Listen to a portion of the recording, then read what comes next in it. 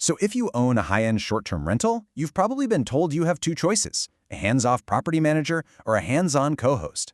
But what if that's the wrong choice entirely? Today, we're going to pull back the curtain on why both of those models are actually failing the luxury market. And we'll show you a third door that chances are you've never even heard of. Man, that really just cuts right to it, doesn't it?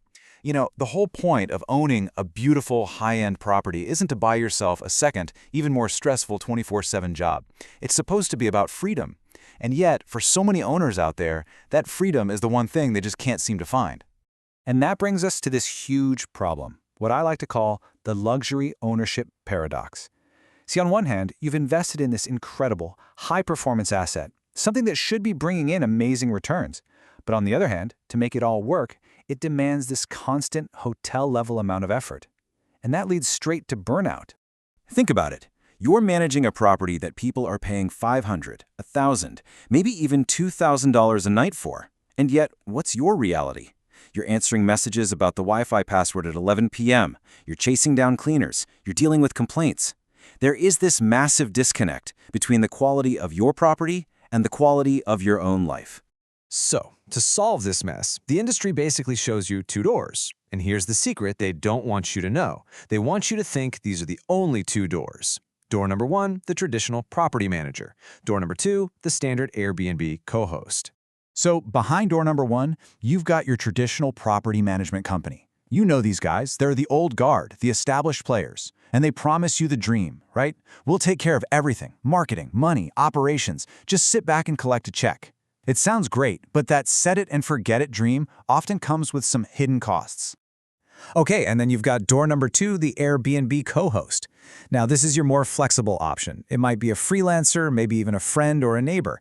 The idea is you're still in the driver's seat, you just delegate some of the daily tasks. But here's the catch.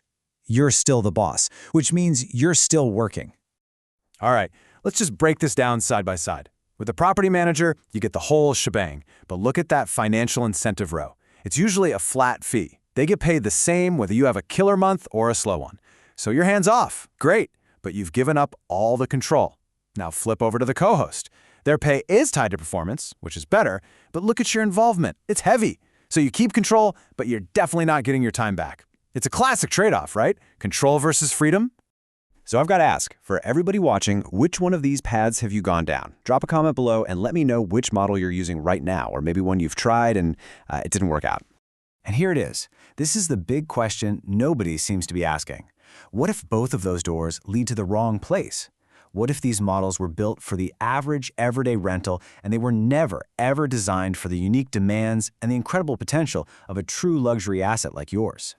This is where we find that third door. It's a much more sophisticated approach that goes way beyond just managing things and enters a totally new realm, asset governance. See, this isn't about just handling tasks anymore. This is about optimizing an entire asset for peak performance. So what on earth is asset governance? Well, it's a complete shift in your mindset. Instead of waiting for a guest to call you because the Wi-Fi is out, you build a system that has backup internet and remote reboots to prevent that call from ever happening in the first place. It's about treating your property like the high-performance financial asset it is, not just a rental. Just look at the difference here. The old reactive way is all about putting out fires, right? Answering messages, fixing stuff that breaks, just trying to fill the calendar. But this proactive governance model, it's about fireproofing the whole building. You're not just communicating, you're engineering 5-star reviews. You're not just fixing things, you're preventing breakdowns. And you're not just filling dates, you're strategically driving net profit. Okay, real talk for a second. Think about your own property. What is the one single operational headache you would give anything to never, ever have to deal with again? Go ahead, drop it in the comments. I'm willing to bet it's exactly the kind of thing this governance model is designed to completely eliminate. So this all sounds great in theory, but how does it actually work in the real world? Well, it's not magic, I promise. It's a system. It's all about intentionally engineering every single touch point of the guest's journey to create an absolutely seamless, premium experience.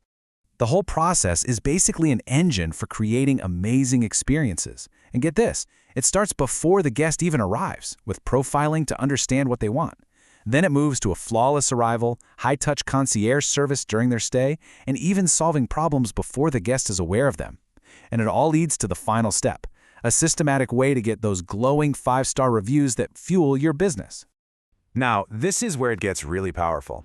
That concierge service we just talked about, it's not just a nice little feature. It's a profit center. By partnering with the best local services, you can offer these incredible upsells: private chefs, in-home spa services, yacht charters, you name it. It creates an unforgettable trip for the guest and a brand new, high-margin revenue stream for you. It's a total win-win. Now, of course, a service this comprehensive is an investment. A full-service asset governance partner is typically going to be in the 20 to 30% range. And yes, that's higher than a standard co-host. But you have to remember, the whole model is designed to deliver way more net profit, a bulletproof 5-star reputation, and most importantly, your complete and total peace of mind.